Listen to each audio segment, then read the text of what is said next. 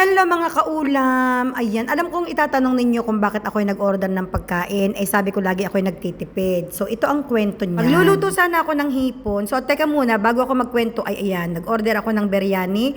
At yan ang cloves na tinatawag mga kaulam. Para siyang flower buds. Nag-order ako ng chicken biryani pero ang liit na talaga ng kanilang manok. Bakit kaya? Para nala ang sisiw ang kanilang manok. Pero hindi pa rin nakupas yung sarap.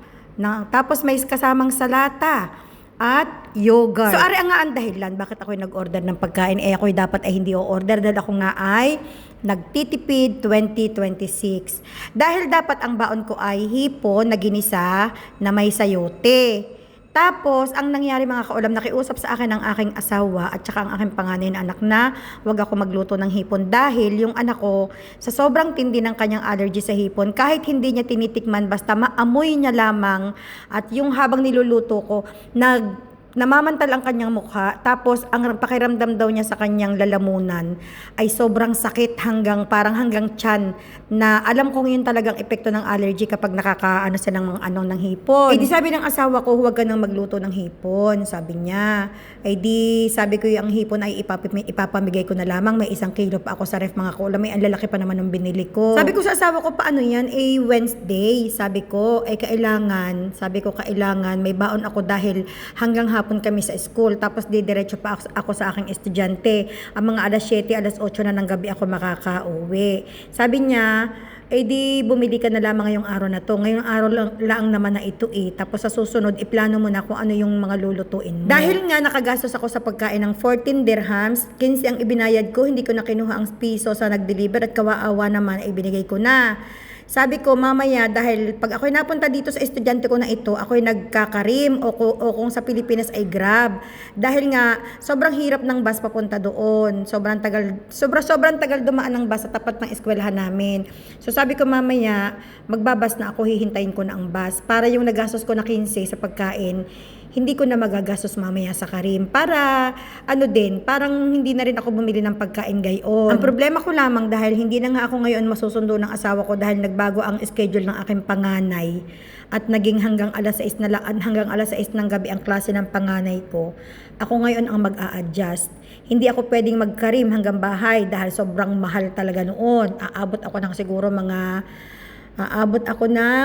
siguro 60 to 70 dirhams, hindi laang. So sabi ko nga, magbabas na rin lamang ako pauwi, pero ang bababaan ko ay napakalayo sa bahay.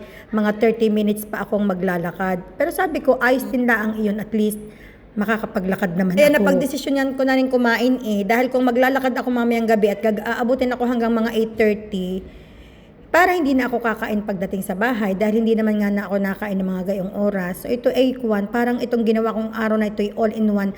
First time ito na hindi ako masusundo ng asawa ko. Kaya first time ko rin susubukan na magbus pa uwi ng bahay. Parang 2 o 3 sakay ako bago makarating doon sa aking bababaan. Tapos malayo pa rin sa bababaan ko. Hindi na diretso ng Sharjah yung bus. Hanggang Dubai lamang. Ang bus ay hanggang doon lamang sa isa kong tinuturo ang bata. Kung natatandaan niya yung ibinablog ko dati na nilalakad ko, doon din ako bababa. Kaya sabi ko nga, nako, talagang ngayong araw na ito siguradong ako'y pagod mamayang gabi pagdating sa bahay. Tapos dyan tinitinan ko pa ang labas ng bintana ng aking classroom, abay anong diklom, pagkakakulimlim, ay baka ako ay uulan din this week. Ay maganda-ganda pag umulan sana dahil yung lalakaran ko pag ako'y maglalakad pa uwi ng bahay ay hindi maalikabok. Sobra bagang alikabok mga kaulam dahil ang buhangin bagay yung pinakapino na parang pulbos na. Kaya pag tumapak ka bukod sa papasok sa sapatos ko ay yung nalalanghap ko na dahil parang parang ang powder. Kaya ako mga kaulam talagang may baon-baon akong tsinelas pag ako'y napasok din sa trabaho. Sa school ako'y ako'y nakasapatos. Tapos pag uuwi na ako nakatsinelas na ako dahil nga kadalasan ako'y naglalakad pa uwi ng bahay. Ay sobra naman talagang kaalikabok. Ay maigi-igi ng kaunti kung uulan. At least kahit papano'y makakaiwas naman sa alikabok. Pagkakahirap.